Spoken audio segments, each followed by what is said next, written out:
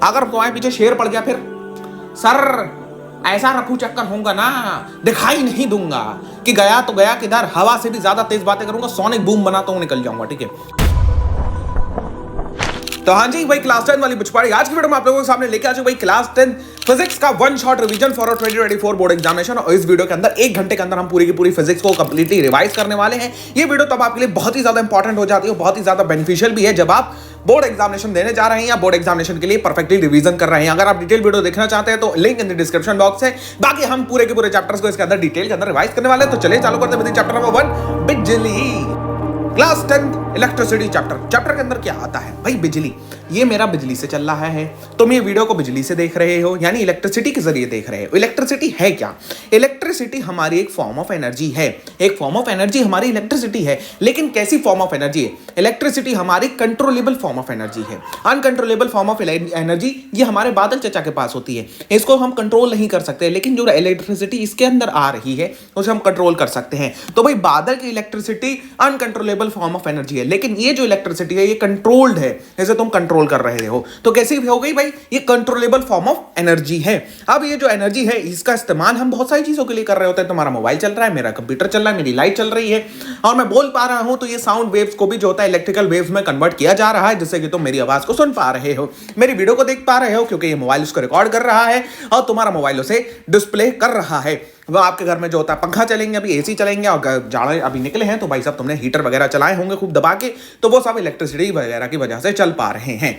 अब इलेक्ट्रिसिटी जिस चीज में फ्लो करती है उसे हम लोग इलेक्ट्रिक सर्किट कहते हैं, और जो फ्लो होता है वो करंट कहला रहा होता है, इलेक्ट्रिक करंट कहला रहा होता है। अगर मैं तुमसे सिर्फ और सिर्फ ये पूछूं भैया करंट क्या होता है, तो करंट किसी भी चीज का फ्लो कर दोगे भाई, ये सही होगा? नहीं सर, इलेक्ट्रिसिटी का फ्लो ही करंट होता है, गलत बात है। Current is a flow of anything, किसी भी चीज का फ्लो होना, पानी का फ्लो होना वाटर करंट, हवा का फ्लो होना हवा का करंट, एयर करंट, इलेक्ट्रिसिटी का फ्लो होना इलेक्ट्रिक करंट कहला रहा होता है। अब जो इलेक्ट्रिक करंट है, इलेक्ट्रिक करंट का फॉर्मूला I = Q/T होता है। सब चक्कर क्या है I = Q/T का? भाई साहब तुमने मॉल में गए हो, वी मार्ट में गए हो, फिनिक्स में गए हो, और जो होता है जितने भी सारे मॉल्स वगैरह हैं उसमें गए हो, हाँ सर गए हैं, वहां पे एक सिक्योरिटी गार्ड होता है, वो जो होता है टेली काउंटर लेके खड़ा होता है, वो सबको गिन रहा होता है। अच्छा आज कितने बंदे आए, ये गया, ये गया, ये गया, ठीक है, सबको गिन रहा होता है। वही करना है तुम्हें जब चार्ज को तुम काउंट करने की कोशिश करते हो। ये वायर है, ये वायर में कितना चार्ज बह रहा है, इसे तुम काउंट कैसे करोगे? पूरे वायर का पकड़ोगे नहीं होगा। ये चार्ज यहाँ पे आया, फिर थोड़ी देर बाद यहाँ पे आ गया, फिर थोड़ी देर बाद यहाँ पे आ गया, तो तुम इसे काउंट नहीं कर पाओगे।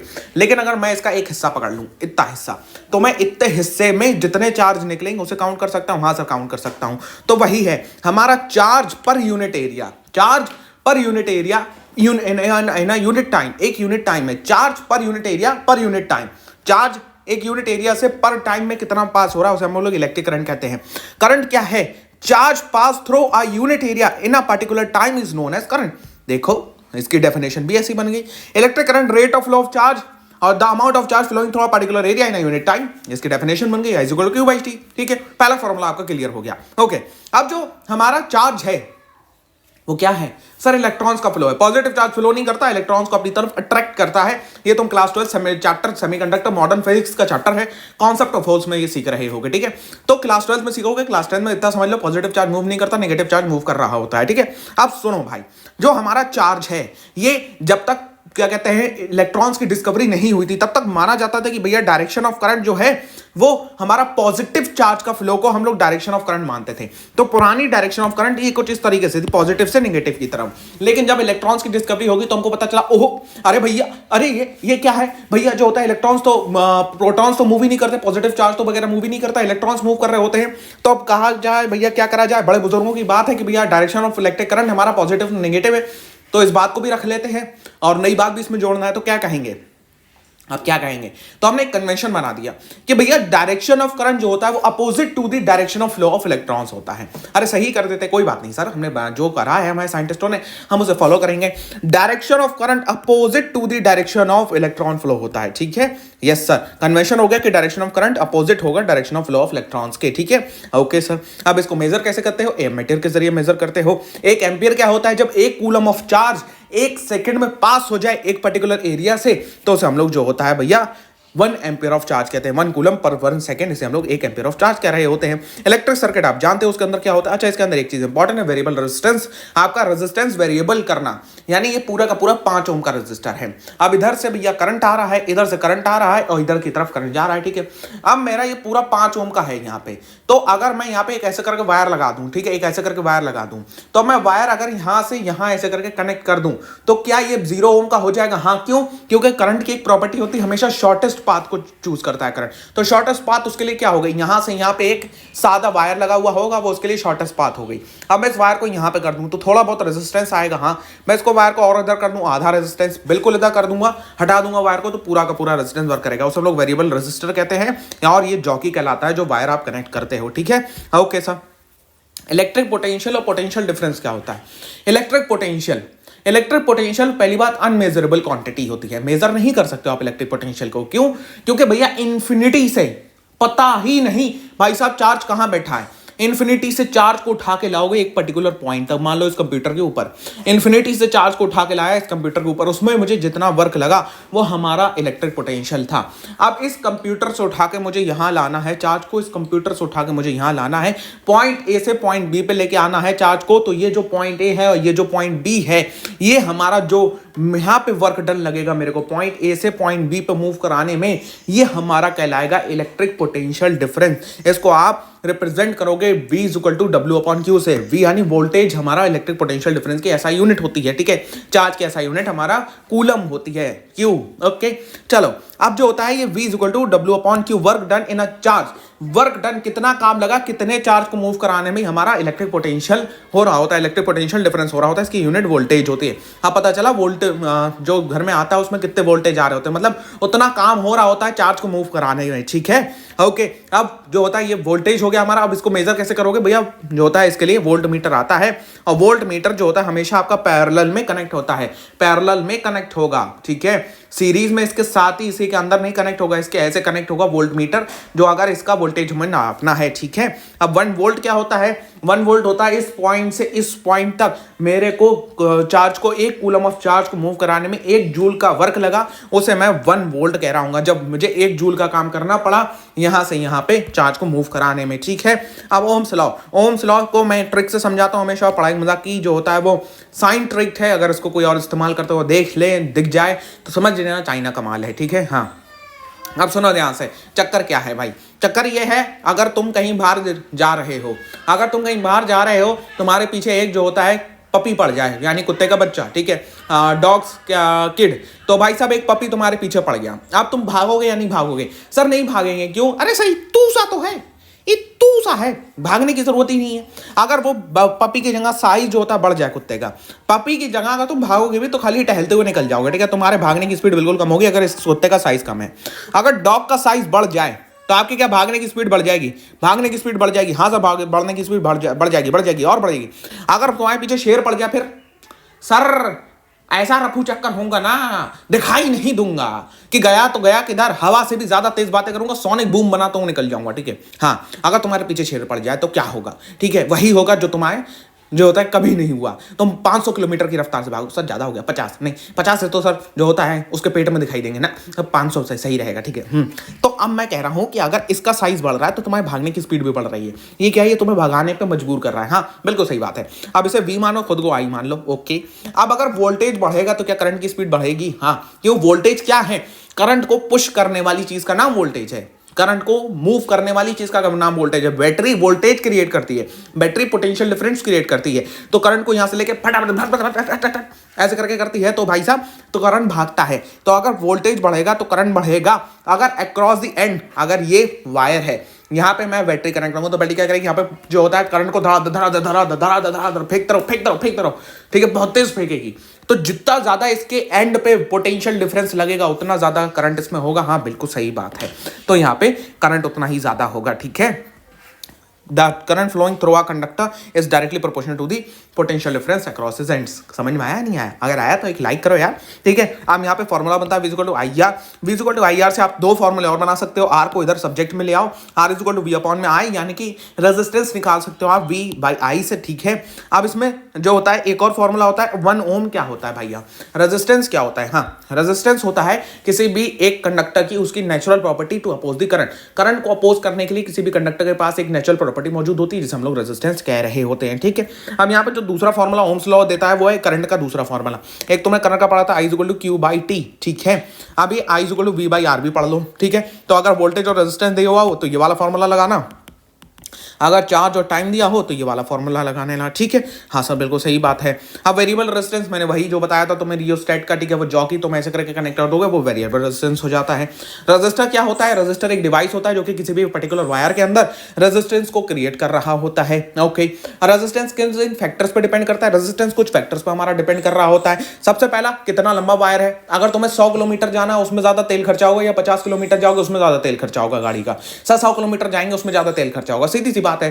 तो ऐसे ही जब वायर लंबा होगा तो करंट को उसमें भेजने में ज्यादा रेजिस्टेंस लगेगा, ज्यादा जोर लगेगा, ज्यादा करंट उसमें जाने में, ठीक है। Area of cross section. अच्छा एक बात बताओ कि अगर तुम्हारे पास एक ऐसा रोड है जो कि बहुत ज्यादा चौड़ा है जिस पर ट्रैफिक भी नहीं है, एक ऐसा रोड है जो बहुत ज्यादा पतला है जिस पर पूरा का पूरा ट्रैफिक भरा पड़ा है, किस रोड पे जाना पसंद करोगे? सर उस रोड पे जाना पसंद करेंगे जो चौड़ा है और जिस पर ट्रैफिक भी नहीं है, ठीक है। बिल्कुल सही बात है। तो यहां पे इनवर्स रिलेशन होता है एरिया ऑफ क्रॉस सेक्शन से। एरिया ऑफ क्रॉस सेक्शन बढ़ेगा, रेजिस्टेंस कम हो जाएगा। रेजिस्टेंस अगर बढ़ गया तो एरिया ऑफ क्रॉस सेक्शन कम है, हम समझ जाओ, ठीक है। हम यहाँ पे इन दोनों को मिला के एक फॉर्मूला निकल के आता है equal to rho L over A. अब ये जो रो एल ओवर ए, ये रो क्या है? ये हमारा रेजिस्टिविटी है। रेजिस्टिविटी कांस्टेंट ऑफ प्रोपोर्शनैलिटी, रो इसे हम लोग रेजिस्टिविटी कह रहे होते हैं। अब ये रेजिस्टिविटी क्या है सर? रेजिस्टिविटी क्या है भैया? रेजिस्टिविटी है कि भाई जो होता है एक पर्टिकुलर वायर है, एक पर्टिकुलर वायर, इस पूरे का तुम बताओगे रेजिस्टेंस, इतने से हिस्से का रेजिस्टेंस बता दे पर मीटर, 1 मीटर का इतने का रेजिस्टेंस बता दे, वो रेजिस्टिविटी कहलाती है, ठीक है। रेजिस्टेंस पर मीटर, वो रेजिस्टिविटी, इसलिए इसकी यूनिट भी ओम मीटर ही हो जाती है। ओम मीटर, और ओम की जो ये रेजिस्टिविटी है इसकी ऐसा यूनिट ओम मीटर कहला दी जाती है, ठीक है। Okay sir. अब यहाँ पे रेजिस्टिविटी वेरीज करती है टेम्परेचर के साथ में, ठीक है। हाई रेजिस्टिविटी और जो होता है लो रेजिस्टिविटी हमारी जो होता है इस्तेमाल की जाती है अलग अलग चीजों में। रजिस्टर्स को आप दो तरीके से अरेंज कर सकते हो, सीरीज के अंदर अरेंज कर सकते हो, तो टोटल रेजिस्टेंस हमारा डायरेक्टली एड ऑन हो जाता है, 2 + 2 + 2 6 ओम हो जाता है, ठीक है। यहाँ पे करंट सेम रहता है, पोटेंशियल डिफरेंस अलग रहता है। क्यों? देखो भाई, यहाँ पे मान लो पोटेंशियल डिफरेंस 50 किलो का लग रहा है, किलो जूल, ठीक है। हाँ, किलो जूल का लग रहा है। अब यहाँ पे इसमें 50 लगा, 50 इस्तेमाल हो गया, यहाँ पे मान लो 25 ही आ रहा है, ठीक है। 25 आ रहा है, फिर यहाँ पे 15 आ रहा है, ठीक है। तो पोटेंशियल डिफरेंस फर्क में आएगा, लेकिन जो करंट है वो पूरा का पूरा वैसे का वैसे ही फ्लो करता रहेगा। सीरीज सर्किट में परेशानियां बहुत हैं। अगर एक अप्लायंस काम करना बंद करेगा तो सारे अप्लायंस काम करना बंद कर देंगे। ये अगर बंद हो गया तो यहाँ पे भी करंट नहीं जाएगा, यहाँ पे भी नहीं जाएगा। अगर इसका स्विच अलग नहीं हो सकता, एक ही स्विच होना चाहिए। ओवरऑल रेजिस्टेंस बढ़ता है, इसलिए इसे आपका घर वाले सर्किट में रिकमेंड नहीं किया जाता है कि आप इस रजिस्टर को घर वाले सर्किट में लगा रहे हो। पैरेलल में रेजिस्टेंसेस ऐसे करके लगाए जाते हैं। यहाँ पे करंट डिवाइड करता है, पोटेंशियल डिफरेंस सेम रहता है। करंट यहाँ पे आया जो होता है, मान लो क्या कहते हैं 15 ओम का, 15 एम्पियर का करंट आया यहाँ पे, तो 5 में डिवाइड हो जाएगा, ठीक है। हम यहाँ पे 50 किलो जूल का आया क्या कहते हैं भैया, पोटेंशियल डिफरेंस आया, तो भैया यहाँ पे जो पोटेंशियल डिफरेंस हो यहाँ पे भी 50 का लगेगा, यहाँ पे भी 50 का लगेगा, यहाँ पे भी 50 का लगेगा। पोटेंशियल डिफरेंस डिवाइड नहीं होता है, ओके। यस सर, बिल्कुल सही बात है। चलिए, अब जो एडवांटेजेस हैं इसकी, वो अलग अलग एडवांटेजेस हैं भैया। हर किसी का अपना स्विच अलग हो सकता है। अगर ये काम करना बंद करेगा तो ये दोनों आराम से काम करते रहेंगे। ओवरऑल रेजिस्टेंस इसमें रेसिप्रोकल होता है, तो रेजिस्टेंस कम हो जाता है। रेजिस्टेंस क्या हो जाता है? कम हो जाता है। अब इलेक्ट्रिक पावर क्या है? ये लाइट में नहीं जल रही है, ये कंप्यूटर चल रहा है, पर टाइम पे ये कुछ पावर कंज्यूम कर रहा है। वो रेट ऑफ एनर्जी जो ये कंज्यूम कर रहा है उसे मैं इलेक्ट्रिक पावर कह रहा हूँगा।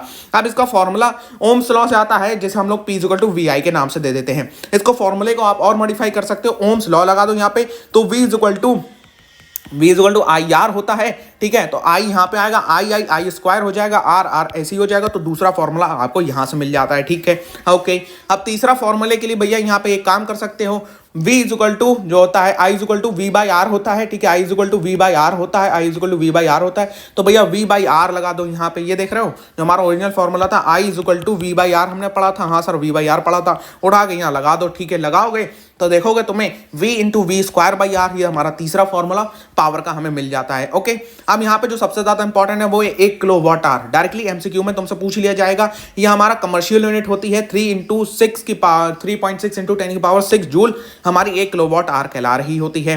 Heating effect of electric current, electric current जब किसी भी एक वायर के अंदर फ्लो करता है तो उससे हम अगर रेजिस्टेंस का मदद ले ले तो हम उससे हीट भी प्रोड्यूस कर सकते हैं। हीट प्रोड्यूस होगी, लेकिन हीट कितनी प्रोड्यूस होगी इसका डेरिवेशन इंपॉर्टेंट नहीं है। हीट कितनी प्रोड्यूस होगी वो जान लो भैया। वो हीट जो प्रोड्यूस होगी वो करंट के स्क्वायर के बराबर होगी, जितना रेजिस्टेंस वायर का कितना रेजिस्टेंस है उसके बराबर होगी, और टाइम के बराबर होगी जितने टाइम के लिए करंट फ्लो हुआ है, ठीक है। अगर हम चाहें, जैसे कि भैया हीटर के अंदर नाइक्रोम वायर इस्तेमाल होता है, और हमारा प्रेस के वगैरह के भी अंदर भी heating effect of electric current का इस्तेमाल हो रहा होता है। इसे हम लोग जूस लॉ ऑफ हीटिंग भी कहते हैं। H equals to I square R T, इसका इस्तेमाल हमारा इसके वजह में हो रहा होता है। चैप्टर नंबर 1 खत्म। Let's move to the chapter number 2। Chapter number 2 magnetic effects of electric current. आइए समझते हैं सबसे पहले तो magnetic effects of electric current. भैया मैग्नेटिक फील्ड कहां पे होती है? देखो, एक तो नेचुरली अकरिंग मैग्नेट है, उसके अंदर मैग्नेटिक फील्ड होती है। दूसरा, अगर किसी भी एक चीज में इलेक्ट्रिक करंट फ्लो कर रहा है तो वो इलेक्ट्रिक करंट वहां पे मैग्नेटिक फील्ड भी जनरेट करता है। इसे हमारे ओरेस्टेड चचा ने प्रूव करा था। कैसे प्रूव करा था? ये मेरा एक वायर है, इसमें करंट फ्लो कर रहा है, इसके पास कंपास लेके आया, कंपास ने डिफ्लेक्शन शो करा। डिफ्लेक्शन अपनी ओरिजिनल पोजीशन से जब शो करा तो हमें यह पता चला, हैंस क्रिश्चियन ओरेस्टेड चचा ने हमें बताया कि भैया इलेक्ट्रिक करंट जो फ्लो करता है तो वो इलेक्ट्रिक फील्ड के साथ साथ में मैग्नेटिक फील्ड भी प्रोड्यूस कर रहा होता है। अब जो हमारे नेचुरली अकरिंग मैग्नेट है वो कैसे मैग्नेटिक फील्ड शो करते हैं? वो कुछ मैग्नेटिक फील्ड को शो करते हैं, और जो मैग्नेटिक फील्ड को शो करते हैं उसको रिप्रेजेंट करने के लिए, उसको पेपर के ऊपर दिखाने के लिए हम कुछ लाइंस वगैरह का इस्तेमाल करते हैं, जिसे हम लोग मैग्नेटिक फील्ड लाइंस कह रहे होते हैं। अब जैसे हमारा बार मैग्नेट है वो कुछ इस टाइप की मैग्नेटिक फील्ड को शो करता है, इसको रिप्रेजेंट करने के लिए हम ऐसे करके बना देते हैं। मैग्नेटिक फील्ड की कुछ प्रॉपर्टीज वगैरह होती हैं। सबसे पहली प्रॉपर्टी होती है कि ये नॉर्थ से ओरिजिनेट होती हैं, साउथ की तरफ जाती हैं। तो भैया outside the magnet direction of magnetic field क्या होती है? Direction of magnetic field north to south होती है, लेकिन inside the magnet south to north होती है। क्यों? ये कॉन्सेंट्रिक पूरा सर्कल फॉर्म करती हैं। ये देख रहे हो, ये पूरा सर्कल ऐसे करके फॉर्म करेगी। ये यहां से निकली भैया, ये अंदर साउथ टू नॉर्थ ट्रेवल करेगी। और दूसरी प्रॉपर्टी इसकी ये है, एक दूसरे से कभी भी क्या कहते हैं, कोलाइड नहीं करती, कभी एक दूसरे को इंटरसेक्ट नहीं करती। क्यों? अगर मैं कहूं यहां पे एक मैग्नेटिक फील्ड दूसरे को इंटरसेक्ट कर रही है तो इस पॉइंट पे कंपास एक साथ दो डायरेक्शन दिखाए, जो कि पॉसिबल नहीं है, इसलिए एक दूसरे को इंटरसेक्ट भी नहीं करती हैं। ओके, अब जो होता है क्लोज होती हैं ये। अब अगर एक स्ट्रेट करंट कैरिंग कंडक्टर, उसकी मैग्नेटिक फील्ड कैसी होगी? अगर स्ट्रेट करंट कैरिंग कंडक्टर, तो मैक्सवेल चचा हमें एक रूल बता के गए हैं कि भैया अपना अंगूठा उसके डायरेक्शन ऑफ इलेक्ट्रिक करंट के उसमें रखो। अब जो तुम्हारी उंगलियां हैं इनको मोड़ो, और जिस उंगलियां जिस डायरेक्शन में ऐसे करके मोड़ रही हैं तो डायरेक्शन ऑफ मैग्नेटिक फील्ड कुछ ऐसे करके हो जाएगा, ठीक है। ये देख रहे हो? हाँ सर, बिल्कुल। अब जो होता है राइट हैंड थंब रूल हमारा यही मैक्सवेल चचा का है। अब अगर एक करंट कैरिंग कॉइल है, उसमें मैग्नेटिक फील्ड कैसे होगी? उसमें एक तरफ क्लॉकवाइज होगी, दूसरी तरफ एंटी क्लॉकवाइज होगी। एक तरफ क्लॉकवाइज होगी, देख रहे हो, ये हमारा क्लॉकवाइज हो गई, और ये हमारी एंटी क्लॉकवाइज हो गई। क्यों? क्योंकि करंट एक तरफ ऐसे कर रहा है तो ये हमारा इस तरीके से मैग्नेटिक फील्ड, अब दूसरी तरफ करंट ऐसे आ रहा है तो हमारी इधर की तरफ मैग्नेटिक फील्ड, जो तुम इधर देख पा रहे हो, ये देखो, ये इधर की तरफ जा रही है और यहाँ पे ये इधर की तरफ जा रही है, ठीक है। तो एक दूसरे को जो होता है क्लॉकवाइज और एंटी क्लॉकवाइज डायरेक्शन में मैग्नेटिक फील्ड चलती है। सोलेनॉइड क्या होता है? किसी भी एक जो होता है सॉफ्ट आयरन कोर को, आयरन क्या करता है? आयरन पर मैग्नेटिक होता है, यानी कि ये मैग्नेटिक फील्ड को कंडक्ट कर सकता है। तो किसी भी एक सॉफ्ट आयरन कोर के ऊपर जब आप रैप कर देते हो वायर को, उसे आप एज अ मैग्नेट इस्तेमाल कर सकते हो। अगर आप उसे किसी भी एक बैटरी के साथ में, किसी भी एक इलेक्ट्रिकल सोर्स के साथ में कनेक्ट कर दो, जैसे हम लोग सोलेनॉइड कह रहे होते हैं। सेम बिहेव करता है as a bar magnet, same magnetic field होती है, और जितने ज्यादा नंबर ऑफ टर्न्स आप बढ़ाओगे उतनी ज्यादा इसकी मैग्नेटिक फील्ड स्ट्रेंथ बढ़ रही होती है, ठीक है। ये हमारा सोलेनॉइड वगैरह हो गया sir. Okay, number of turns इसकी मैग्नेटिक फील्ड किस पे डिपेंड करती है? Number of turn, strength of the current, और जो होता है नेचर ऑफ द कोर वगैरह जो इस्तेमाल किया जाता है।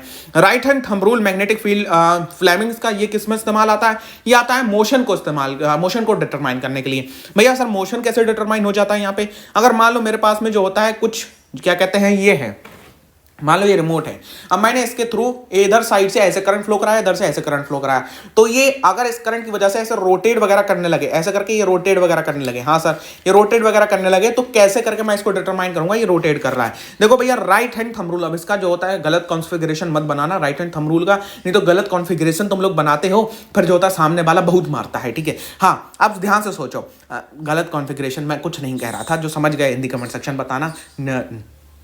चलो अब यहाँ पे जो राइट हैंड थंब रूल है, यहाँ पे चक्कर क्या है, right hand no sorry left hand thumb rule है, राइट हैंड हमारा नहीं आ रहा है, लेफ्ट हैंड आ रहा है। तो लेफ्ट हैंड थंब रूल का चक्कर क्या है भैया, यहाँ पे जो आपका ये अंगूठा है ये थ्रस्ट मोशन को, यानी जिधर की तरफ मूवमेंट होगा उसे रिप्रेजेंट करेगा, ये हमारा मैग्नेटिक फील्ड को रिप्रेजेंट करेगा, ये हमारा करंट की डायरेक्शन को रिप्रेजेंट करेगा, ये करंट की डायरेक्शन को रिप्रेजेंट करेगा, जिधर की तरफ करंट है उसे रखोगे। अच्छा अब अगर मैं मान लूं इस रिमोट में इधर साइड से करंट ऊपर जा रहा है, इधर साइड से नीचे आ रहा है, ठीक है, तो करंट और मैग्नेटिक फील्ड इसमें इधर नॉर्थ टू साउथ है, ठीक है सर मैं इसको ऐसे रखता हूं, हाँ सर बिल्कुल। अब इसमें जो magnetic field south to north है, ठीक है, हाँ sir north to south magnetic field है, साउथ टू नॉर्थ क्या कहता हूं मैं, north to south magnetic field है, ओके। अब मैग्नेटिक फील्ड भैया नॉर्थ टू साउथ, ठीक है, north to south, okay. Magnetic field मेरी पहली उंगली बता रही है, मैंने नॉर्थ टू साउथ की तरफ रख दी, हाँ सर रख दी। अब यहाँ पे जो हमारा करंट है, करंट ऊपर की तरफ आ रहा है, ओके। अब देख रहे हो ये जो अंगूठा है तुम्हारी तरफ पॉइंट कर रहा है, हाँ सर हमारी तरफ पॉइंट कर रहा है, मतलब ये इधर से नीचे की तरफ जाएगा, इधर से नीचे की तरफ इसका मूवमेंट होगा, ठीक है। अब इधर मैग्नेटिक फील्ड तो ऐसे ही हो गई, हाँ सर, लेकिन करंट करंट ऐसे हो गया, इधर साइड में जिधर से मैं पकड़े हूं इधर से मैग्नेटिक फील्ड तो ऐसे ही आएगी ना, नॉर्थ टू साउथ, ठीक है, लेकिन करंट ऐसे हो गया नीचे की तरफ, हाँ सर ये नीचे की तरफ करंट हो गया, तो देख रहा हूं अंगूठा मेरी तरफ पॉइंट कर रहा है, यानी इधर से ये ऐसे मूव करेगा, तो इधर से नीचे इधर से ऐसे है, तो ये ऐसे करके जो होता है वो रोटेट करने लगेगा, ठीक है। तो ये हमारा फ्लेमिंग्स का लेफ्ट हैंड रूल है। अब करंट दो तरीके का होता है, एक डायरेक्ट करंट, एक ऑल्टरनेटिंग करंट। डायरेक्ट करंट क्या होता है, जिसमें एक फेज चलता है, पॉजिटिव में पॉजिटिव, नेगेटिव में नेगेटिव। बचपन में बैटरी वाला पंखा सबने देखा है, हाँ सर, अगर हम उसे चिमटी उल्टी लगा देते थे तो वो उल्टा घूमने लगता था, क्यों, क्योंकि वो डायरेक्ट करंट पर चलता था। आज भी अगर तुम डीसी के पंखे देखोगे, अगर तुम उसकी चिमटियां उल्टा लगा दो तो वो उल्टे घूमने लगते हैं, क्यों, क्योंकि वहां पे एक ही फेज होता है, पॉजिटिव में पॉजिटिव ही होता है, नेगेटिव में नेगेटिव ही होता है। लेकिन जो अल्टरनेटिंग करंट है वो हर फेज में मूव करता है। अगर इसका ग्राफ मैं तुम्हें दिखाना चाहूं तो डायरेक्ट करंट का ग्राफ हमारा कुछ ऐसा सा होता है, positive positive positive positive positive, ये पॉजिटिव है पॉजिटिव ही रहेगा। लेकिन जो अल्टरनेटिंग करंट है उसका ग्राफ कुछ ऐसे चलता है, यहाँ पे positive negative positive negative positive negative, इसलिए उल्टा सीधा कैसे भी लगा दो कोई टेंशन नहीं होती है यहाँ पे। अब जो डिसएडवांटेजेस और एडवांटेजेस, एसी 50 हर्ट्ज की फ्रीक्वेंसी पे आता है इंडिया में, ये डायरेक्ट एमसीक्यू पूछा जाता है। 50 हर्ट्ज की फ्रीक्वेंसी 1 सेकंड में 50 बार ये जो होता है ऑल्टरनेट करता है, पॉजिटिव नेगेटिव करता है, ठीक है। एसी करंट को लॉन्ग डिस्टेंस पे ट्रांसमिट किया जा सकता है, लेकिन डीसी करंट को नहीं किया जा सकता है। डोमेस्टिक इलेक्ट्रिक सर्किट के अंदर भैया कुछ चीजें होती हैं जो तुम जानते हो, बचपन से जानते हो, एक अर्थ वायर होता है, एक लाइव वायर होता है, एक न्यूट्रल वायर होता है और फ्यूज होता है। फ्यूज का काम यही होता है कि हमारी जो होता है घरों की सारे के सारे अप्लायंसेस को सेव वगैरह रखे। और हमारे घरों में दो ही तरीके के सर्किट इस्तेमाल किए जाते हैं। अगर हम जो होता है कोई एसी वगैरह चला रहे हैं तो लोग कहते हैं 15 एम्पियर का सर्किट लगवा लेना, जो जिसका तार अलग से आता है, तो वो हमारा एसी वगैरह चला रहा होता है, ठीक है। तो उसमें ज्यादा आपको पता है, ठीक है। 5 एम्पियर हमारा नॉर्मल चीजें काम कराने में चल रहा होता है। तो भैया ये भी चैप्टर का टाइटल फिश कर दिया है। Let's move to the chapter number 3 है हमारा लाइट रिफ्लेक्शन एंड रिफ्रैक्शन। चक्कर क्या है यहाँ पे, लाइट का रिफ्लेक्ट करना। ये लाइट मेरे चेहरे पे पड़ रही है और तुम्हारे पास तक जा रही है, तभी तुम मेरे को देख पा रहे हो। मेरी आंखें कैसे देख पाती हैं, जब चीज़ों पे लाइट पड़ती है और उनसे लाइट मेरी आंखों तक आती है, तभी मैं चीज़ों को देख पा रहा होता हूँ। हमारी आंखें लाइट के सेंसरी ऑर्गन्स हैं, जिसे हम लोग जो होता है फोटो रिसेप्टर कह रहे होते हैं। हमने बायोलॉजी के अंदर पढ़ा है। अगर बायोलॉजी का रिवीजन देखना चाहते हैं ऑलरेडी चैनल पर मौजूद है, बाकी लिंक्स आपको कमेंट सेक्शन में मिल जाएंगी। अब जो हमारा लाइट है, ये लाइट है क्या, ये लाइट जो होता है एक फॉर्म ऑफ एनर्जी है। जैसे हमने बात करा था इलेक्ट्रिसिटी एक फॉर्म ऑफ एनर्जी है, ऐसी लाइट भी हमारी फॉर्म ऑफ एनर्जी है जो हमें देखने में मदद करती है। अब जो नेचर ऑफ लाइट है वो बहुत सारे साइंटिस्ट के लिए अलग अलग रहा है। जैसे हमारे ये वाले चचा कह चुके हैं, आइंस्टीन चचा, कि भैया लाइट एक वेव है, और बहुत सारे साइंटिस्टों ने कहा नहीं लाइट एक पार्टिकल है। क्यों? क्योंकि लाइट दोनों चीजों के कुछ कुछ चीजें दिखा रही होती है। जैसे कि लाइट डिफ्रैक्शन और इंटरफेरेंस दिखाती है, जो कि एक पार्टिकल नेचर वाली लाइट ही दिखा सकती है। मतलब लाइट एक पार्टिकल की तरह बिहेव करती है। पार्टिकल मतलब उसके अपने पार्टिकल्स हैं। जैसे भैया आपका एटम हो गया, जैसे आपके इलेक्ट्रॉन्स प्रोटॉन्स हो गए, ऐसे लाइट के पार्टिकल्स फोटोन्स कहलाते हैं, ठीक है, फोटॉन्स, ठीक है, ओके। तो ये लाइट के पार्टिकल्स होते हैं, तो इसे पार्टिकल नेचर ऑफ लाइट कहा जाता है। लेकिन कुछ साइंटिस्ट कहते थे कि भैया नहीं, ये वेव है, वेव यानी तरंग है, तरंग है। क्यों? क्योंकि लाइट शो करती है रिफ्लेक्शन एंड रिफ्रैक्शन। ये वेव ही शो कर सकती है, ये वेव ही शो कर सकती है, ये कोई भी पार्टिकल वाला जो होता है आपका शो नहीं कर सकता। लेकिन मॉडर्न थ्योरी कहती है कि लाइट ड्यूअल नेचर को इनहिबिट करती है, जिसका मतलब लाइट आपका इंटरचेंज कर सकती है पार्टिकल नेचर में और वेव नेचर में, दोनों में ये ट्रैवल कर सकती है। लाइट अकेली ऐसी चीज है जिसका कोई मास नहीं होता, इसलिए ये स्पीड ऑफ लाइट भी जो होता है अचीव करती है। ठीक है, लॉज ऑफ रिफ्लेक्शन। रिफ्लेक्शन क्या होता है? एक लाइट का एक सरफेस पे पड़ना और तुम्हारी आंखों तक आना, बाउंस बैक करके सेम मीडियम में, उसे रिफ्लेक्शन कहते हैं। इसके कुछ लॉज हैं, जैसे कि भैया एंगल ऑफ इंसिडेंस, जितने एंगल पे लाइट इस पे पड़ेगी उतने ही एंगल पे इससे रिफ्लेक्ट करेगी। अब यहाँ पे एंगल ऑफ इंसिडेंस और एंगल ऑफ रिफ्लेक्शन बराबर होता है किसी भी एक मीडियम में, और ये जो मीडियम है, ये एंगल ऑफ इंसिडेंस और एंगल ऑफ रिफ्लेक्शन है, ये सारे के सारे एक प्लेन में होते हैं। एक प्लेन का मतलब सर कैसे? एक प्लेन का मतलब भैया एक ही लेवल में होते हैं, ऐसे करके एक ही लेवल, इधर से ही आएगा तो इधर से ही जाएगा। 90 डिग्री पे हम एक चीज डाल देते हैं जिसे हम लोग नॉर्मल कह रहे होते हैं फॉर द कैलकुलेशन पर्पसेस। अब यहाँ पे क्वेश्चन दो तरीके से पूछे जाते हैं। तुमसे जो होता है ये पूछ लेगा कि भैया एंगल आई जो होता है विद द नॉर्मल 10 है, तो एंगल आर बता दो। तो हमें ये भी पता होना चाहिए angle I is equal to angle R होता है। ठीक है, अब दूसरा क्वेश्चन विद द सरफेस पूछता है, जैसे angle I with the surface 80 degree है, तो तुम्हें बताना है कि एंगल आर कितना होगा। कैसे बताओगे सर? कैसे बताओगे? यहाँ पे ये दोनों नहीं दिए हों, ये दोनों नहीं दिए हों, तो तुम कैसे बताओगे कि एंगल आर कितना है? ये दोनों नहीं दिए हों, सिर्फ ये दिया हुआ angle I with the surface 80 degree है। कैसे करोगे?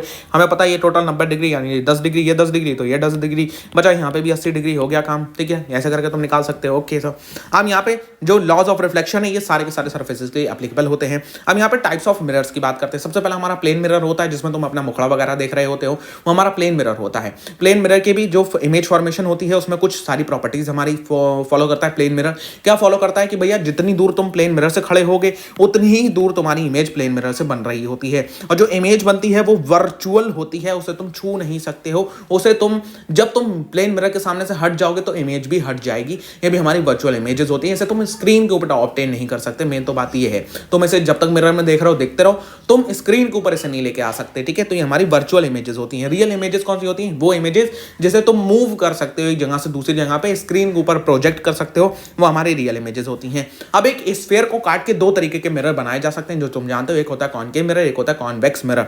कॉनकेव मिरर जिसमें केव जैसा होता है, इसे हम लोग कॉनकेव मिरर कह रहे होते हैं, और जिसमें ऊपर की तरफ जो होता है, ऊपर की तरफ बल्ज आउट होता है, उसे हम लोग कॉन्वेक्स मिरर कह रहे होते हैं। अब ये जो दो टाइप के मिरर हैं, ये हमें पता है कि एक स्फीयर का कटा हुआ हिस्सा है। किसका हिस्सा है सर? ये एक स्फीयर का कटा हुआ हिस्सा। एक स्फीयर को जब हम काट देते हैं तो हमें ये दो मिरर फॉलो बनते हुए दिख जाते हैं। ठीक है, हाँ सर बिल्कुल सही बात है। अब यहाँ पे जो मिरर्स में टर्म्स यूज होते हैं वो कौन कौन से होते हैं? सबसे पहली बात तो यहाँ पे पोल होता है, सेंटर, सेंटर जहाँ पे जो होता है मिरर का सेंटर, जो मिरर है उसका सेंटर को हम लोग पोल कह रहे होते हैं। ठीक है, रिफ्लेक्टिंग सरफेस का सेंटर।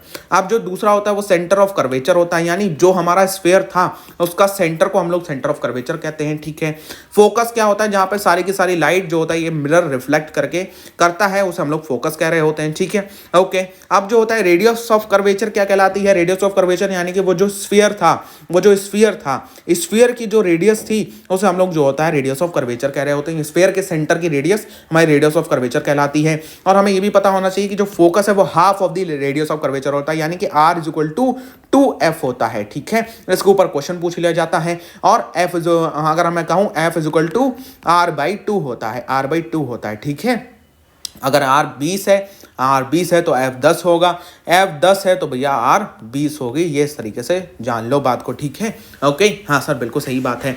अब हमारा नेक्स्ट होता है हमारा क्या कहते हैं प्रिंसिपल एक्सिस, एक ऐसी एक्सिस जो कि जो होता है बिटवीन ऑफ दी मिरर से जो होता है पास हो रही होती है, उसे हम लोग प्रिंसिपल एक्सिस कह रहे होते हैं।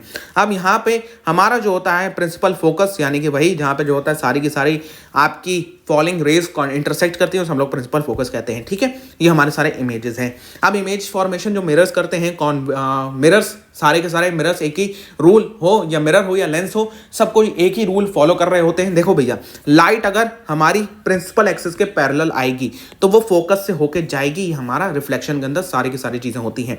अगर रिफ्रैक्शन होगा तो पैरेलल आएगी तो बाहर वाले जो होता है इधर वाले फोकस से होके जाएगी, रिफ्रैक्ट होके। ठीक है, हाँ। अब मिरर के अंदर ये रिफ्लेक्ट कर रही है तो भैया फोकस से होके जाएगी। कॉन्वेक्स मिरर के अंदर लगेगा ये फोकस से होके जा रही है, लेकिन फोकस इसके पीछे होता है, वर्चुअल होता है फोकस कॉन्वेक्स मिरर मिरर के केस में। वर्चुअल देखो मैं तुम्हें एक ट्रिक बता दूं, एक ऐसे लाइन बनाओ, जो लाइन है उसके राइट साइड जितनी चीजें होंगी मिरर के अंदर वो वर्चुअल होंगी, लेफ्ट साइड जितनी चीजें होंगी मिरर के अंदर वो रियल होंगी। ठीक है, बिल्कुल सीधी सी बात मैं बता दूं, सबसे आसान ट्रिक है। लाइट अगर फोकस पे आ रही है उसका उल्टा कर दो तो भैया पैरेलल हो जाएगी प्रिंसिपल एक्सिस के और चली जाएगी, इसमें लगेगा पैरेलल हो रही है प्रिंसिपल एक्सिस के और चली जाएगी। अगर लाइट सेंटर ऑफ कर्वेचर पे आती है तो सेंटर ऑफ कर्वेचर से ही वापस चली जाएगी, कहीं पे भी उसमें कोई रिफ्लेक्शन नहीं देखने को मिलेगा। ठीक है, इमेज फॉर्मेशन की बात करूं तो इमेज फॉर्मेशन में आपका अच्छा हाँ एक और, अगर लाइट पोल के ऊपर आएगी तो जितने एंगल पे आएगी उतने ही एंगल पे चली जाएगी, कोई टेंशन नहीं है। अगर इमेज फॉर्मेशन की बात करूं तो मैं तुम्हें एक ट्रिक बताना चाहता हूं। एक ट्रिक क्या बताऊंगा, इन्फिनिटी ऑब्जेक्ट की पोजीशन देखो, इन्फिनिटी पे है, ऑब्जेक्ट पास आ रहा है, ऑब्जेक्ट देखो पास आ रहा है, पास आ रहा है। हाँ, इमेज देख रहे हो, इमेज देख रहे हो, इन्फिनिटी पे था तो इमेज सबसे पास थी। इमेज जो होता है भैया दूर चली जा रही है, इमेज कहाँ जा रही है, इमेज जो होता है दूर जा रही है, दूर जा रही है, दूर जा रही है। ठीक है, दूर जा रही है, फोकस पे आया तो भैया इन्फिनिटी पे इमेज बन गई। ओह, इसे सर समझना कैसे है, देखो मैं बताता हूँ तुम्हें इसे कैसे समझना है। अगर मैं कहूँ मेरे पास में एक जो होता है ये ऑब्जेक्ट है, एक जो होता है ये क्या है, ये ऑब्जेक्ट है। हाँ सर, अब अगर ये ऑब्जेक्ट इन्फिनिटी पे था तो इमेज इसकी यहाँ कहीं बन रही थी। हाँ, इन्फिनिटी से इसे मैंने बियॉन्ड सेंटर ऑफ कर्वेचर लेके आया, बियॉन्ड सेंटर ऑफ कर्वेचर लेके आया, इमेज उठ के यहाँ आ जाएगी। ठीक है, between centre of curvature and focus. ठीक है, अब जो होता है यहाँ पे अगर देख रहे हो ये बिल्कुल सही हो रहा है। हाँ सर बिल्कुल सही हो रहा है। ठीक है, अब देखो अगर मैं ऑब्जेक्ट को उठा के सेंटर ऑफ कर्वेचर पे ले आया तो इमेज भी उठ के यहाँ पे सेंटर ऑफ कर्वेचर पे ही बन जाएगी। ऑब्जेक्ट को यहाँ लाऊंगा इमेज यहाँ चली जाएगी, ऑब्जेक्ट को और पास ले जाऊंगा, फोकस के ऊपर ले जाऊंगा, इमेज इन्फिनिटी के ऊपर भाग जाएगी। सिंपल सी बात है। हाँ सर बिल्कुल सिंपल सी बात है। आपका ऑब्जेक्ट पास में आएगा, इमेज उसी हिसाब से मूव करती जाएगी। इसको याद रटने की जरूरत नहीं होती है, बस ये देख लो, अरे ऑब्जेक्ट सबसे दूर तो इमेज सबसे पास फोकस के ऊपर, ऑब्जेक्ट सेंटर ऑफ कर्वेचर के पीछे आया, इमेज फोकस और सेंटर ऑफ कर्वेचर के बीच में चलेगी, यानी फोकस से पीछे हट गई। ठीक है, अब image object centre of curvature में आया तो इमेज भी सेंटर ऑफ कर्वेचर पे आ गई। सी और एफ के बीच में आया तो बियॉन्ड सी चली गई, फोकस पे आया तो इन्फिनिटी भाग गई। बस सिंपल सी बात है। हर जगह हमारी जो होता है आपकी इमेज जो होता है रियल एंड इन्वर्टेड बनेगी, रियल एंड इन्वर्टेड होती है। कुछ जगह पे जो होता है हाईली डिमिनिश होती है, पॉइंट साइज होती है diminish, same size and large. Real and inverted होती है। सिर्फ एक केस है, अगर फोकस और पोल के बीच में रख दोगे तो इमेज बिहाइंड द मिरर बनेगी, एनलार्ज होगी, जो कि वर्चुअल इमेज बनेगी, रियल इमेज नहीं बनेगी। वहां पे रियल इमेज मतलब वही मैंने बताया, मिरर के राइट साइड और लेफ्ट साइड, हम जगह पे इमेज जो होता है लेफ्ट साइड पे अभी तक बन रही थी, जब राइट साइड पे बनेगी तो हम लोग वर्चुअल इमेज कहते हैं। ठीक है, कॉन्वेक्स मिरर पे दो ही केस होते हैं, इन्फिनिटी पे है तो फोकस पे इन्फिनिटी और पोल के बीच में कहीं पे भी रखोगे तो पोल और फोकस के बीच में कहीं पे भी बन जाएगी। ठीक है, दोनों जगह हाईली डिमिनिश और डिमिनिश रहती है, वर्चुअल और इरेक्ट रहती है। ठीक है, कॉन्वेक्स मिरर के केस में वर्चुअल और इरेक्ट रहती है। मिरर के इस्तेमाल क्या है, कॉनकेव मिरर के इस्तेमाल देख लो तो ये टॉर्चेस वगैरह में इस्तेमाल किए जाते हैं, पॉइंट फ्लैश लाइट्स वगैरह में आपके सारे के सारे कॉनकेव मिरर से इस्तेमाल हो रहे होते हैं। ठीक है, अब यहाँ पे इसके अलावा इसका इस्तेमाल किया जाता है भैया आपके शेविंग मिरर्स वगैरह में, और जो होता है आपके डेंटिस्ट इसका इस्तेमाल करते हैं क्योंकि इसमें आपकी इमेज थोड़ी सी मैग्नीफाइड दिखाई देती है।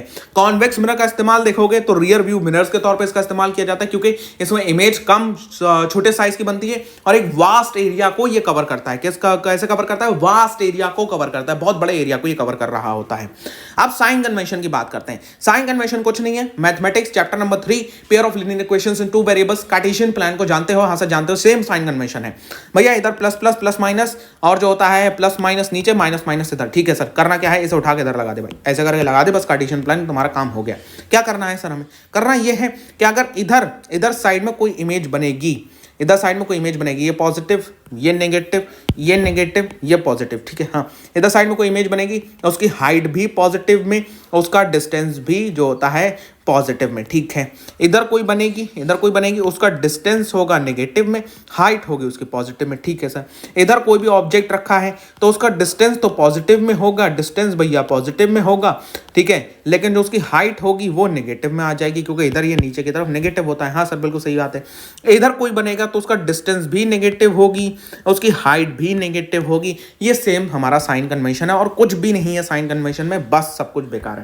मिरर फॉर्मूला, हमारा मिरर फॉर्मूले से तीन चीजें निकाली जा सकती हैं। एक जो होता है इमेज डिस्टेंस निकाली जा सकती है और दूसरा हमारा जो होता है ऑब्जेक्ट डिस्टेंस निकाली जा सकती है, फोकल लेंथ निकाली जा सकती है मिरर की। अब ये जो होता है डायरेक्ट क्वेश्चन दे देता है, ये दिया होगा, ये पूछ लेगा। ठीक है, ये पूछेगा तो ये दोनों दिए होंगे। अगर जो होता है ये पूछेगा तो ये दोनों जो होता है आपके दिए होंगे, ठीक है। ओके, हाँ सर बिल्कुल सही बात है। अब ये जो मेरा फॉर्मूला है यहाँ पे 1/v प्लस में 1/u इक्वल टू 1/h, अब प्लस यहाँ पे फॉलो हो रहा है। अब बच्चों को कंफ्यूजन क्या होता है, सर यहाँ पे वी यू क्या है, बड़ा कंफ्यूजन होता है। वी यानी वर्चुअल से याद रख ले भाई इमेज, बस बाकी तुम्हें ये दोनों पता चल जाएंगे, ऑब्जेक्ट डिस्टेंस होता है, ठीक है। Okay done. अब जो यहाँ पे दूसरा है -v/u, ये क्या है भैया, मैग्निफिकेशन है। मैग्निफिकेशन क्या होता है कि भाई जनाब ये जो इमेज फॉर्म हो रही है ऑब्जेक्ट कंपैरिजन में किस रेशियो में फॉर्म हो रही है। ऑब्जेक्ट अगर x है तो ये कितने x पे इमेज फॉर्म कर रही है। अगर ऑब्जेक्ट 10x है, मान लो इमेज x पे फॉर्म हो रही है, तो भैया इमेज का डिमिनिश हो रही है, इमेज कम हो रही है, ठीक है। तो ये हमारा मैग्निफिकेशन होता है। अब जो मैग्निफिकेशन है height of the image upon में हाइट ऑफ द ऑब्जेक्ट के हिसाब से हमारा इसका मैग्निफिकेशन निकल जाता है, इस दोनों का रेशियो निकाल के।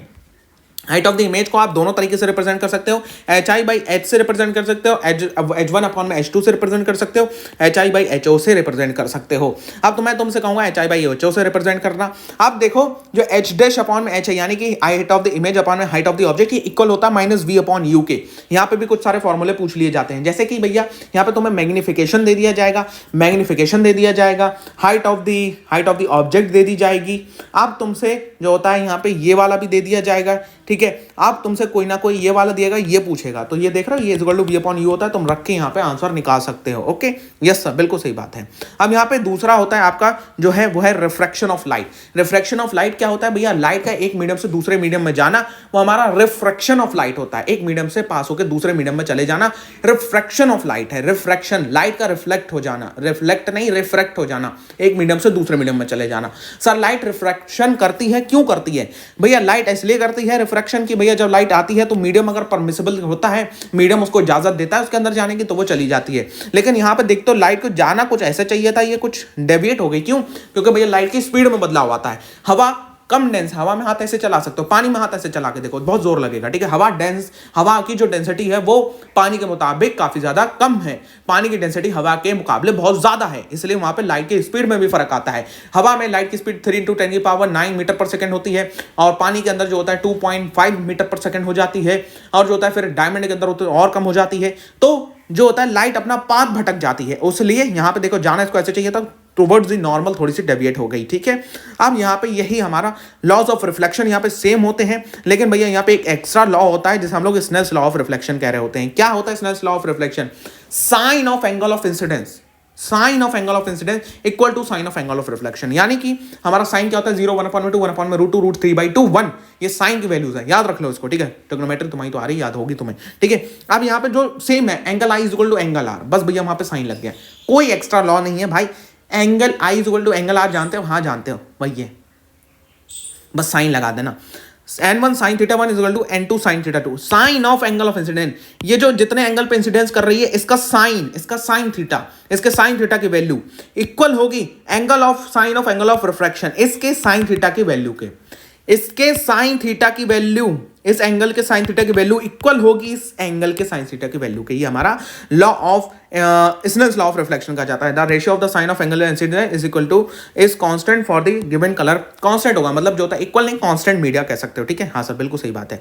रिफ्रैक्टिव इंडेक्स क्या होता है, रिफ्रैक्टिव इंडेक्स ये होता है कि किसी भी एक मीडियम की एबिलिटी, सीधी बात बोलो औकात, कि वो लाइट को कितना ज्यादा डेविएट कर सकता है, वो हमारा उसका रिफ्रैक्टिव इंडेक्स होता है। इसका फॉर्मूला बड़ा अच्छा आता है कि अगर देख रहे हो यहाँ पर रिस्पेक्ट की बात हो रही होती है। क्या रिस्पेक्ट होता है भैया, जैसे कि अगर तुम लिख रहे हो n/1, तो यहाँ पर तुम दे रहे हो medium 2 with respect to medium 1, ठीक है। मीडियम 2 की तुम बात कर रहे हो विद रिस्पेक्ट टू मीडियम 1, यानी लाइट इसमें से ऐसे जा रही है, तो तुम यहाँ पे लिखोगे n/1, अब लिखोगे n/2, यानी कि लाइट जो होता है यहाँ पे 1 से 2 में जा रही है, 1 से 2 में जा रही है, 1 से 2 में जा रही है, ये देख रहे हो यहाँ पे ऐसे करके लिखोगे, यानी तुम मीडियम 1 की बात कर रहे हो विद रिस्पेक्ट टू मीडियम 2, तो जिसे तुम पहले लिखोगे उसका स्पीड ऑफ लाइट नीचे लिखना है, जिसे तुम बाद में लिखोगे उसका स्पीड ऑफ लाइट ऊपर लिखना है। उसकी स्पीड ऑफ लाइट लिखोगे v0 में v2, जितना भी तुम्हें रेशियो मिलेगा that is known as the refractive index. Okay, अब स्फेरिकल लेंसेज भी सेम हमारा जो होता है सारे के सारे लॉज, सारे के सारे टर्म्स फॉलो करते हैं, बस यहाँ पे एक चीज होती है, एक चीज बदल जाती है जिसे हम लोग ऑप्टिकल सेंटर कहते हैं। जो पोल होता है वो हमारा यहाँ पे बदल के ऑप्टिकल सेंटर हो जाता है। मैंने कहा था ना कि भैया जो होता है सेम लॉज होंगे, पैरेलल आ रही है भैया फोकस से जा, फोकस पे आ रही है पैरेलल हो जा प्रिंसिपल एक्सिस के।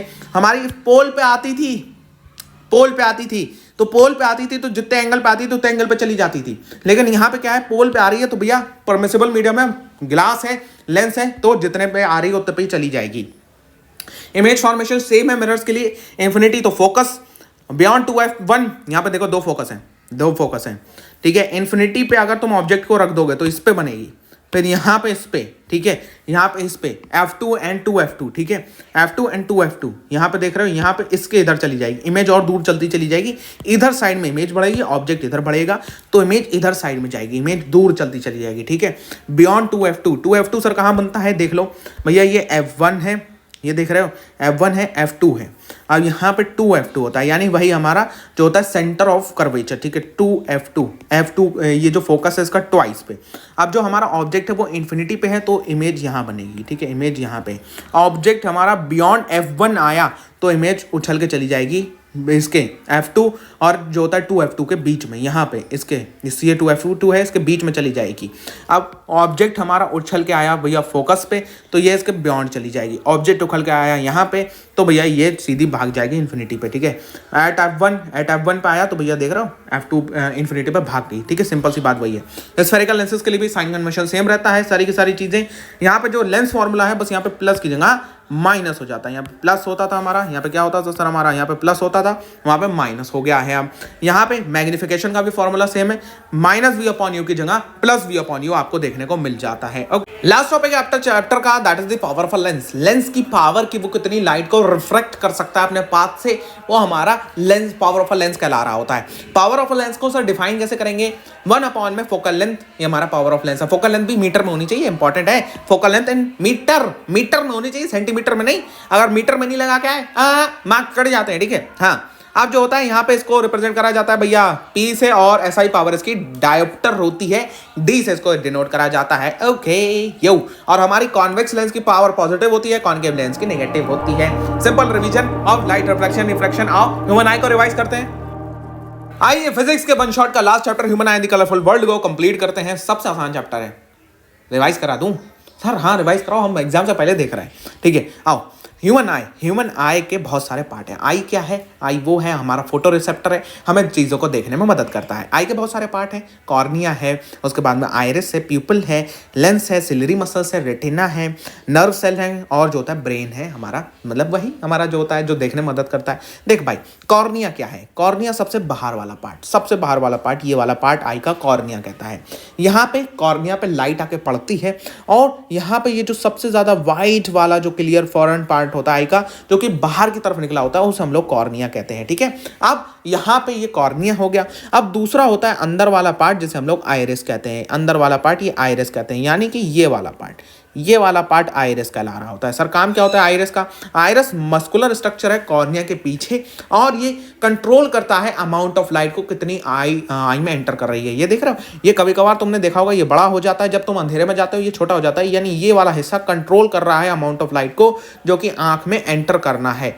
अब जो नेक्स्ट है भैया, नेक्स्ट है हमारा आइरिस है, फिर उसके बाद में हमारा होता है भैया ये प्यूपिल, ये वाला प्यूपिल, ये काला जो हिस्सा होता है ये प्यूपिल का हिस्सा है। ये वाला काला हिस्सा ये क्या का हिस्सा है? ये प्यूपिल का हिस्सा है।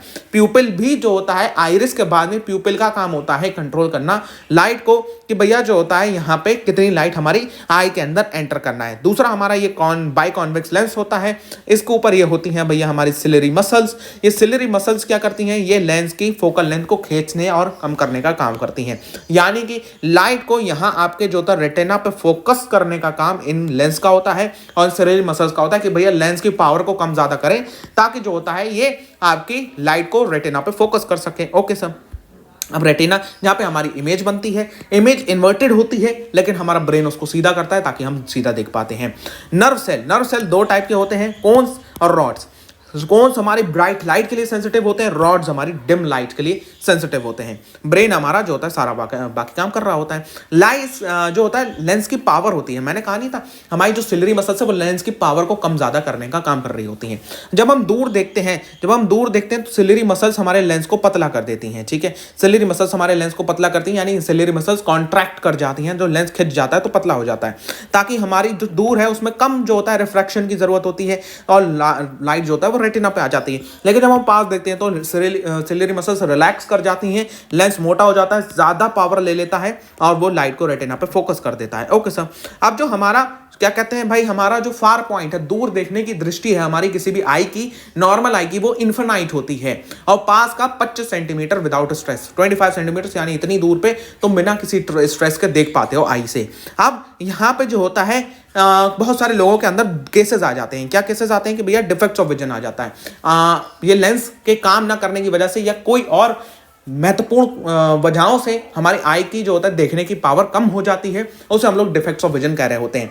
3 तरीके का डिफेक्ट्स ऑफ विजन होता है, पहला मायोपिया, दूसरा हाइपरमेट्रोपिया, तीसरा प्रेस बायोपिया। मायोपिया जो कि मुझे है इस टाइम पे, यानी दूर देखने में प्रॉब्लम होती है, पास आप बिना चश्मे के देख सकते हो, पास देखने में कोई प्रॉब्लम नहीं है। लेकिन जब मैं दूर देखूंगा विदाउट दिस स्पेक्ट्स तो मेरे को धुंधला दिखाई देगा। क्यों ऐसा क्यों होता है? मायोपिया का देखते हैं नियर साइडेडनेस, यानी कि आप पास देख पाते हो, दूर नहीं देख पाते हो। ठीक है, ओके। होता क्यों है यहाँ पे देखो, फार पॉइंट एक मायोपिक आई का, अब यहाँ पे है क्या, ये रेटिना पे बनना चाहिए, लेकिन यहाँ पे मायोपिक आई में क्या होता है, मायोपिक आई में देख रहे हो ये रेटिना से पहले इमेज बन जाती है, क्योंकि लेंस उतना ज्यादा क्या कहते हैं उसको रिलैक्सेशन नहीं हो पाता लेंस का। ठीक है, तो रेटिना से पहले इमेज बन जाती है, इसलिए बाद में रेटिना पे थोड़ी धुंधली धुंधली इमेज आती है।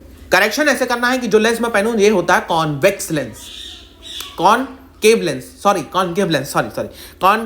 ठीक है, कॉनकेव लेंस होता है, ये लाइट को थोड़ा सा फैला देता है, थोड़ा सा फैलाएगा, फिर ये जो इमेज जो पहले बन रही थी ये बाद में बन जाएगी। अब मायोपिया सर होता क्यों है, हमारा कर्वेचर ऑफ आई लेंस बिगड़ जाए या जो होता है भैया आई बॉल लंबी हो जाए तो हमारा मायोपिया होता है। अब कुछ लोग पास का नहीं देख पाते, दूर का देख लेते हैं, और ये हम लोग हाइपरमेट्रोपिक आई कहते हैं, जिसे हम लोग नियर साइड फार साइडनेस कहते हैं, यानी कि आप दूर का देख पा रहे हो, आप पास का नहीं देख पा रहे हो। होता क्यों है सर? ये होता इसलिए कि भैया आपकी सिलियरी मसल्स वीक कर गई हैं, या जो होता है आई लेंस की लेंथ बहुत ज्यादा हो गई है, या आई बॉल बहुत ज्यादा छोटी है, इस वजह से होता है। इसमें क्या होता है, इसमें देख रहे हो नॉर्मल पॉइंट ऐसा होना चाहिए, लेकिन हाइपरमेट्रोपिक में पॉइंट पीछे चला जाता है। अब इसको काम क्या कर रहे हैं सर, इसको ये लाइट को थोड़ा सा और कोई जो होता है ज्यादा से ज्यादा रिफ्लेक्ट कर देता ताकि ये पहले आ जाता। हाँ, तो यहाँ पे कॉन्वेक्स लेंस का इस्तेमाल होता है।